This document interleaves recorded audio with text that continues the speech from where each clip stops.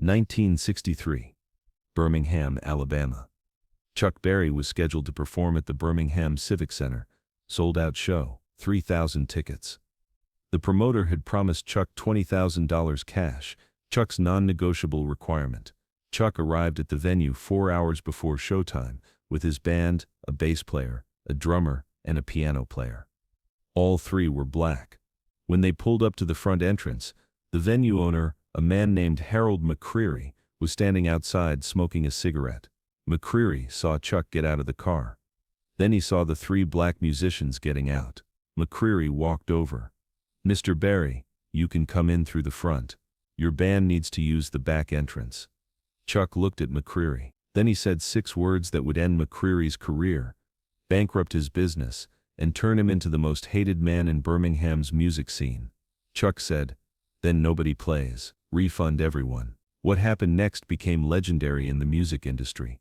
A cautionary tale about what happens when racism meets someone who refuses to compromise even slightly. Harold McCreary owned the Birmingham Civic Center. It was the largest concert venue in Birmingham, with a capacity of 3,500 people. McCreary had built his business by bringing in major acts from around the country.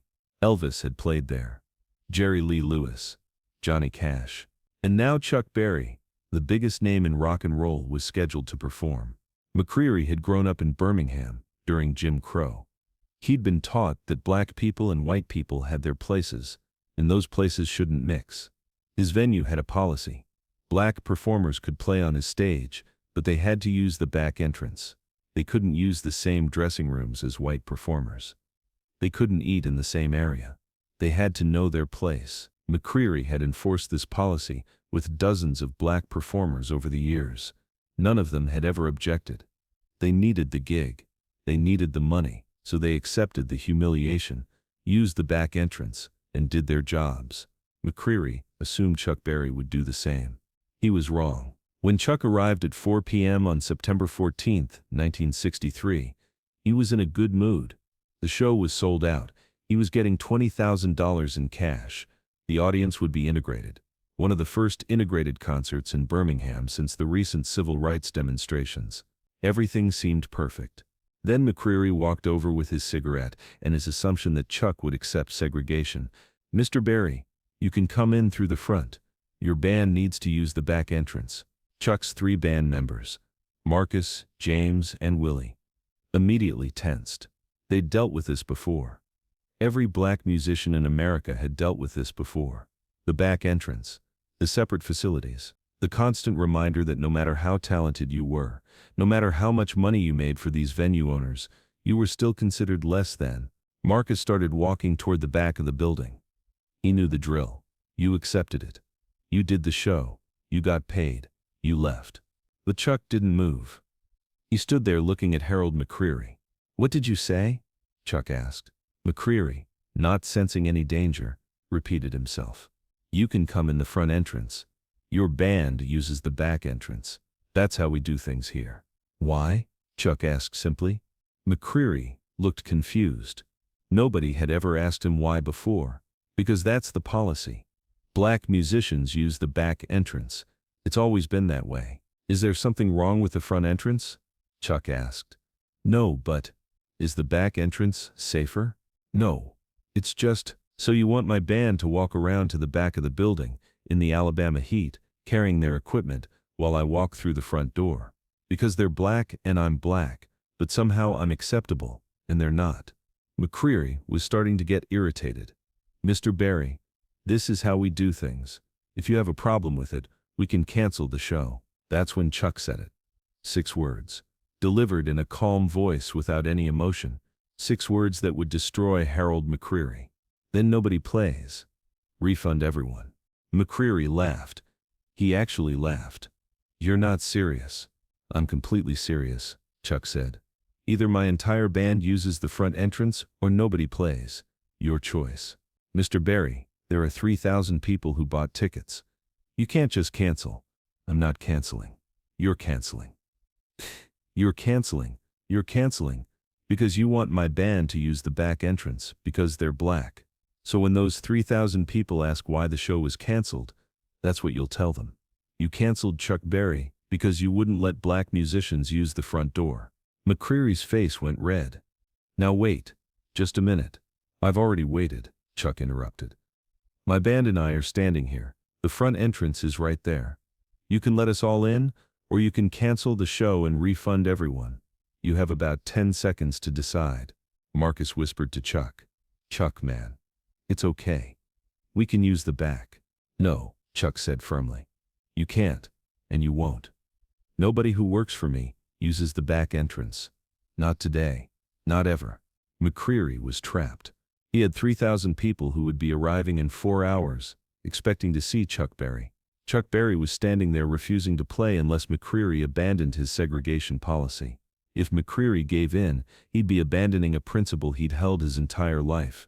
If he didn't give in, he'd have to refund 3,000 tickets and face the wrath of an angry mob. This is ridiculous, McCreary said. I've had black performers here dozens of times. None of them ever complained about using the back entrance. Then they were cowards, Chuck said. Or they needed the money more than they needed their dignity. I don't need your money that badly. So I'll ask you one more time. Do we all use the front entrance, or do you refund everyone? McCreary made his decision. The wrong decision. Fine. Cancel the show. I'm not changing my policy for you or anyone else. Chuck nodded. Okay. He turned to his band. Pack up. We're leaving. McCreary expected Chuck to back down. When you cancel a show, you lose the money. The promoter would sue. The venue would keep the deposit. Fans would be furious. No rational person cancels a sold-out show over which entrance the band uses. But Chuck wasn't bluffing. He and his band got back in the car and drove to their hotel. They checked in. Chuck ordered room service, and he waited. At the venue, chaos was unfolding. The box office was supposed to open at 6 p.m. By 5:30, there were already hundreds of people lined up outside. McCreary went to the box office manager. The Chuck Berry show is canceled. What? Why? Doesn't matter. We need to refund everyone. 3,000 tickets? That's going to take hours. What do I tell people? Tell them there was a technical issue. But the truth came out within 15 minutes. One of McCreary's employees, a young black man who worked as a stagehand, had heard the entire conversation between Chuck and McCreary. He told another employee, who told another, who told someone in line, and within minutes, everyone waiting outside knew the truth. Chuck Berry canceled because Harold McCreary wouldn't let black musicians use the front entrance. The crowd was not pleased. These were Chuck Berry fans. Young people. Many of them had marched in the civil rights demonstrations earlier that year. They had no sympathy for McCreary's segregation policy.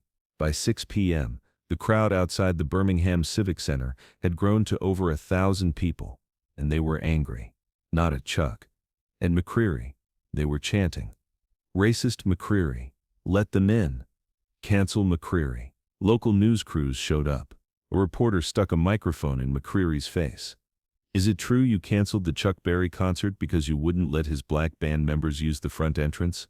McCreary tried to spin it. That's not, it's more complicated than, but it wasn't complicated. Everyone understood exactly what happened. Harold McCreary had chosen segregation over a sold-out concert. The story made the local news that night. By the next morning, it was in newspapers across the South. Birmingham venue owner cancels Chuck Berry concert over segregation policy. The national media picked it up. Chuck Berry walks out after venue owner demands black musicians use back entrance. And then the dominoes started falling. The NAACP issued a statement praising Chuck Berry for taking a stand. Civil rights leaders in Birmingham called for a boycott of the Birmingham Civic Center. Any venue that enforces segregation should not receive black dollars or white dollars, they said. Other musicians started canceling their bookings at McCreary's venue. Ray Charles canceled, Little Richard canceled. Even some white performers canceled, saying they wouldn't play at segregated venues. Within a week, McCreary had lost 11 concerts. Within a month, he'd lost 27. Performers didn't want to be associated with the venue owner who'd canceled Chuck Berry over racism, but the biggest problem was the refunds. McCreary had to refund all 3,000 Chuck Berry tickets. That was $60,000. money that McCreary had already spent on advertising, staffing, and venue preparation. The promoter sued him for breach of contract. Chuck's management sued him for the $20,000 guarantee that was in the contract. Between the lawsuits, the lost bookings, and the boycott, the Birmingham Civic Center was hemorrhaging money. McCreary tried to fight back. He went on local radio defending his policy. "I built this business on traditional Southern values. I won't be bullied by outside agitators." But Birmingham in 1963 was changing. The civil rights movement was gaining momentum. People who might have supported McCreary a year earlier were now uncomfortable being associated with open segregation. Advertisers pulled their sponsorships from the venue. The city council, worried about Birmingham's national reputation, started investigating whether the venue's segregation policy violated new civil rights ordinances. McCreary held on for 6 months. But by March 1964, he was bankrupt. The Birmingham Civic Center was sold to new owners who immediately announced that all performers and staff would use the same entrances and facilities regardless of race. Chuck Berry never performed at the Birmingham Civic Center, but his 6 words, "Then nobody plays, refund everyone," had accomplished something much more important than a single concert. They'd exposed the cost of segregation.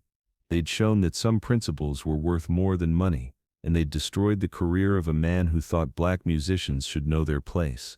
Years later, in a 1971 interview, Chuck was asked about the Birmingham incident. "Do you regret walking away from $20,000? Chuck's answer was immediate. "I regret that it was even a question. No amount of money is worth accepting. That my band members are somehow less than me. Harold McCreary wanted me to walk through the front door while my band walked around to the back.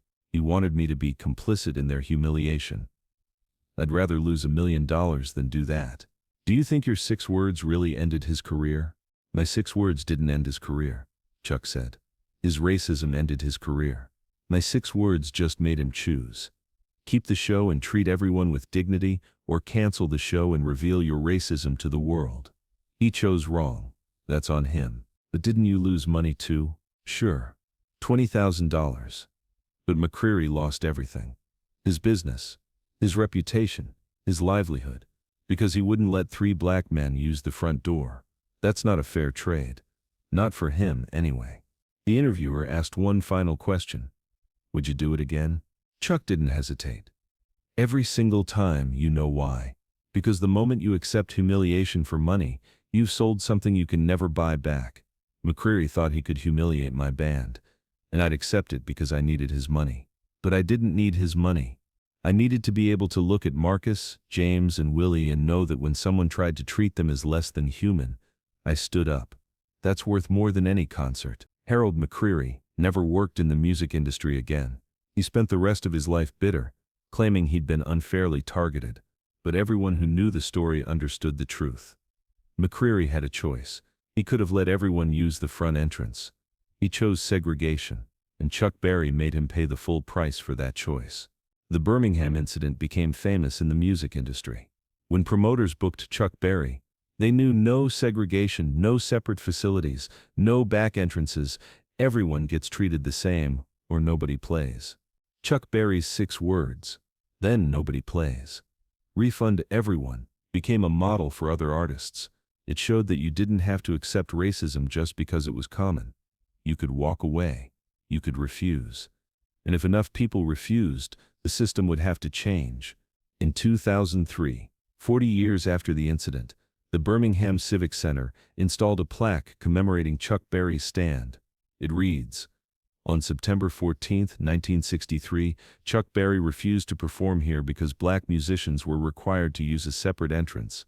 His stand against segregation helped change this venue and this city. 6 words changed everything. Then nobody plays. Refund everyone." If this story about standing up to racism even when it costs you money moves you, subscribe and share with anyone who's ever had to choose between principles and profit. Comment about a time you walked away from money to keep your dignity. And remember, Harold McCreary thought Chuck Berry needed him more than Chuck needed his principles. He was wrong, and it cost him everything.